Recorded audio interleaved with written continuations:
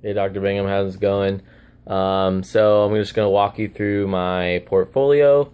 Um, I had this one for about a couple of years now, and I last updated it probably last summer, and now I just revamped it to make it a little more professional, a little more cleaner, a little more about me and stuff like that. Um, in the rubric, I know you have share how Daniel Pink's Six Senses, share your plan about outlining how you may continue to integrate these into my life, and then reflect on the process of creating a meaningful portfolio. And I'm just gonna kind of do this as I go along, all three at the same time, pretty much, because each element, um, each kind of goes along with each other. And yeah, okay, so start off on andrewmphillips92.wordpress.com, and the first thing you see is a nice cover photo, my name, home, experience, portfolio, and then I just added this new section, skills and accomplishments. And then you go down, and the home page is just my about me, tells where I'm from, my major, a little like life philosophy kind of things. Then just a nice picture of me and my girlfriend. The design of this page, I put a lot of thought into. The cover photo I just wanted to keep it simple. I like clean lines and just really like one or two fonts and not a lot going on. So when I chose a cover photo, I used to have like some plants or something. They're like black and white, or I had like a space theme that was kind of cool, but I don't know how other people would think about it. So I went a little more general, something that said a little bit more about me, with this boat, and this boat on the water, and it's got a nice sunset, and it looks really nice and really professional, and it kind of looks like it has a story behind it, and that's kind of what I have a story behind me. Everybody has a story behind them. So I grew up on the water and everything, with my fishing with my dad, so I like this picture a lot. So then you go down and you see the about, and then the background is a wood plank deck. The decking, I just really like the natural wood look. I think it looks really clean, but it also has a lot of character. Also, like, my thought process when picking this, at my fraternity, we used to have a big back deck where we'd do game days and we'd hang out. We'd study on it and just lay out in the sun if we wanted. And this is like a big part of my fraternity. Now it's demolished, actually, because we're expanding, but it should be back hopefully next fall. So, and then on this deck, I took Tony on for one of his leadership classes. We had to choose one of our places that was really special to us and do an event that had some meaning and showed our leadership philosophy. And so I took him to the back deck, and because it was a big part of me, like my fraternity is a big part of me. And it also had this game called Bimini Ring on it. Bimini Ring is like the game with like the little metal circle attached to a string, and then you have to throw it onto a hook. And this can be very frustrating for some people if you're just new to it. And it takes a lot of practice and a lot of skill and devotion.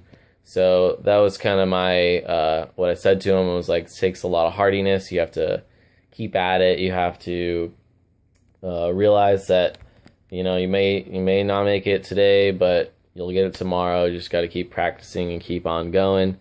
So that's what the deck means to me, as far as design wise, and also a little bit of play goes into that, but lightheartedness. Not a lot of you can't really get that right away from seeing it, but for me explaining it, that's how I thought of it as.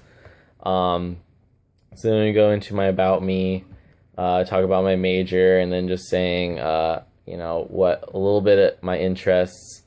And then you scroll further down, you can see me and my girlfriend. My girlfriend's a big part of my life right now, which also, kind of puts the backstory to, the backstory of my life and just all those other things that you can just look at this picture and it tells 1,000 words. Like, this guy is a nice guy. He's got a nice girlfriend, I guess. You want professionals to see that, and stuff like that. It also engages the empathy sense. And you get on that emotional level, you get more personal level with me, and you can actually see me as a person as opposed to just a resume or just a regular different portfolio. So now we go into my experience. It's just basically my resume, just in a different format. Excuse me. And it just, like, you can go down, scroll, you can see all the things. What's nice about this is that I don't have to stick to just one page. I can just, keep on going and going and going. So there are some things on here that aren't on my resume, and because, you detail it and stuff like that. And I just like the design of this too, and, and it's just, yeah. And just the design, just because it's really clean and it's really, you can see everything there. You see, you can go from the bottom up, down. It's really just awesome. The most of this I had already, but I just, updated it a little more. So then you go into my portfolio. My portfolio, I have not put all the things I need to put in there right now, just because in my advanced design class I'm in right now, there's a lot of things that are being edited right now that I'm gonna put in there, but I just have to wait until the final drafts are in, and all the previous stuff that I've done, I'm also editing those. And then skills and accomplishments, I mentioned that a little earlier.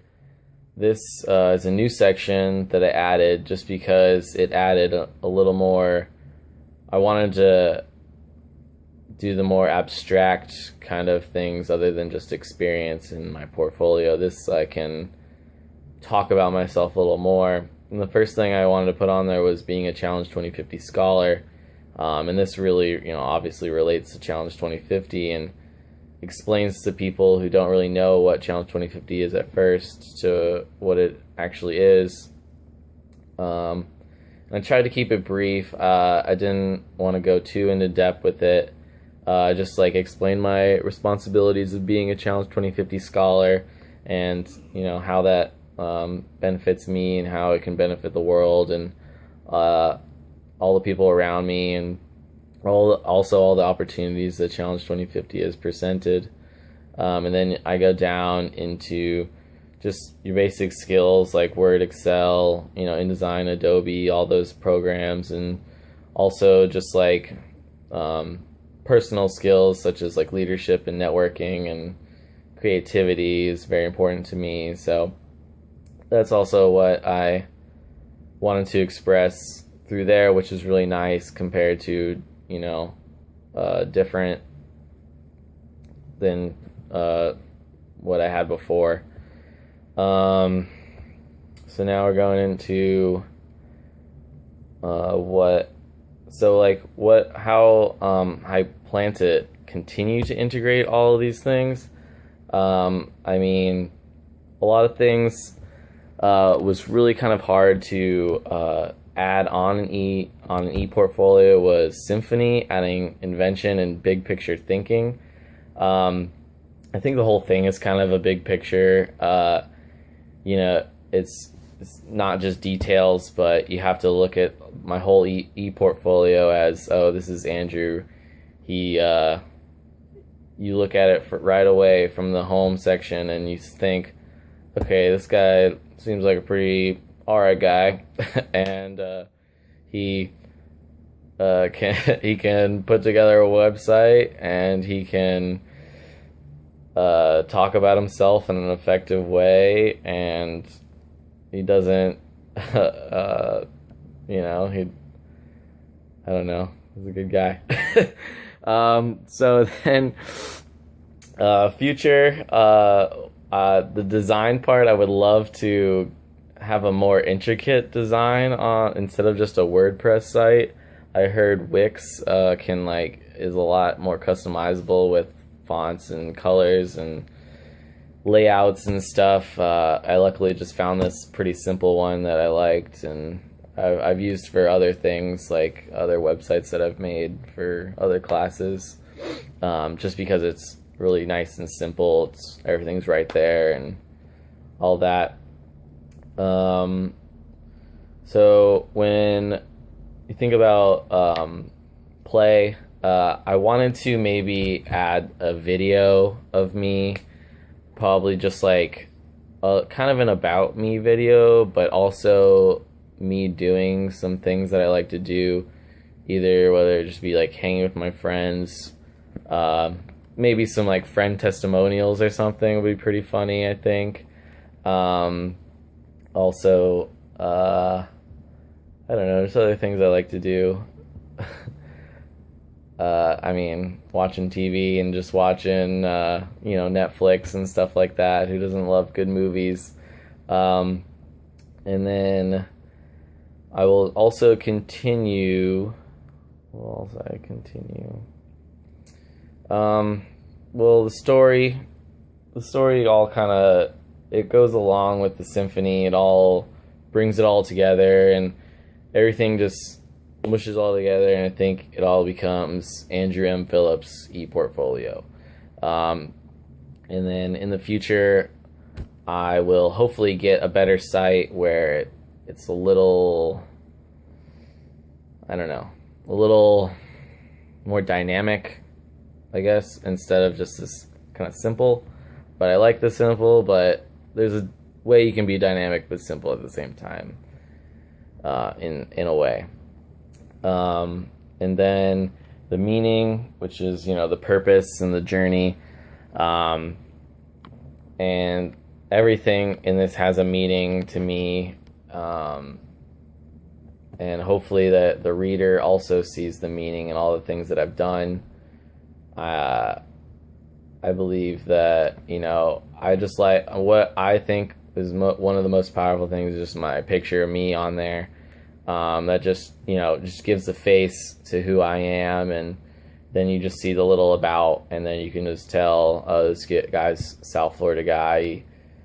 He's pretty involved in the Challenge 2050 project, and then they'll want to read up on that some more, and that'll continue to continue promote the program and continue to spread awareness, because awareness is obviously one of the most important things for Challenge 2050.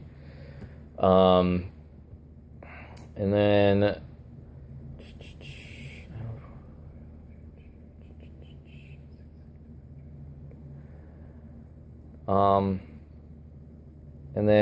just my role in Challenge 2050 is to just promote the brand of Challenge 2050 as best as I can, just like I have in a lot of other organizations I'm a part of, my fraternity or ACLT goes along with that, and just spreading awareness, like I've said before, and making sure that Challenge 2050 is, try to integrate it a lot, or not integrate it, I try to promote it a lot in my everyday life when I'm just either hanging out with my friends, just like hearing things that they have to say, whether I'm at work, just kind of asking people like what their thoughts on some things, and then try to educate them, but without pushing them too far to where they get turned off and don't want to be open to these types of things, that such as just energy conservation, or meat versus vegetarians, stuff like that, or GMOs also. Like, there was this big argument at my work the other day where I asked the chef, what do you think about GMOs? And he's like, oh, it's just the government trying to produce seeds so that only they can reproduce the plants, and the farmer, or the not the farmer, but the consumer can't just plant a tomato and then that from the tomato that they bought and grow their own tomatoes. The government wants to create that kind of stuff. So it's a give and take, and reading people's personalities and trying to see how you can affect them in the smallest ways through Challenge 2050, so that eventually the smallest ways will then branch out to be big picture thinking, and they'll then see the end goal of the program. And I think that is pretty much it through my ePortfolio. I think this describes me. It helps Challenge 2050. It says a lot about the six senses are very prevalent in here. And I really enjoyed doing this because I needed to redo this in a more structured way than I did before. Before it was kind of just like what I liked and kind of blah, blah, blah. I didn't think about the emotional side of things, or like what was nice is, the play kind of aspect of it, which I liked, because I think, humor is very important in either professional and just day-to-day life. And I'm running out of memory space, so I think this is about my time to go. So thank you, and have a good day.